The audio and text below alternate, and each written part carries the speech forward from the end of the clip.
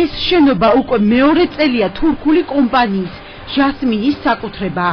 ეკონომიკის სამინისტროში აცხადებენ, რომ მე-19 საუკუნის ნაგებობა, სადაც წლების მანძილზე პირველი აქცია კი იყო განთავსებული $1 მილიონ, მაშინდელი მთავრობის თავმჯდომარის ლევან ვარშალომიძის ერთპიროვნული გადაწყვეტილებით გაიყიდა.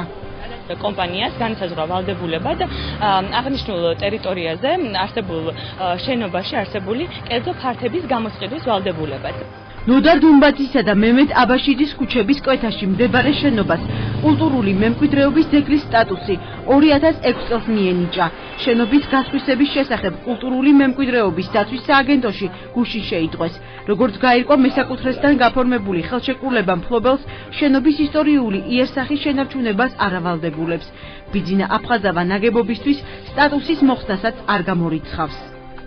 აღნიშნულ თემა მე გავიგე გუშინ გაზეთის საშუალებით, იქამდე ინფორმირებული არ ვიყავ, მე არც ვიცი და წინა მთავრობამ გაასხვისა თუ თქვენდელმა ამის ინფორმაციას არ გაგვასწია. საერთოდ ეკონომიკის სამინისტროში იციან, რომ ყოველი ძეგლის გასხვისების შემთხვევაში უნდა გვაცნობოთ ჩვენ. როგორც კომპანიის იურისტი აცხადებს, შენობის შესყიდვის ინტერესი სწორედ მისმა ფასადმა გამოიწვია. მიუხედავად იმისა, რომ იერსახის შენარჩუნების ვალდებულება არ აკისრია, ინვესტორი მის შეცვლას არ აპირებს.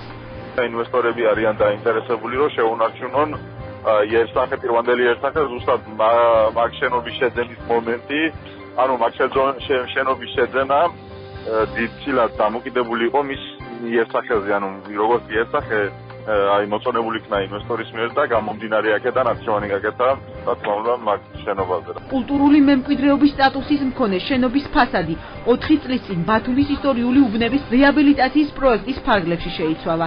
სარეაბილიტაციო სამუშაოებისთვის ქალაქის ბიუჯეტიდან $1 მილიონზე მეტი ლარი დაიხარჯა.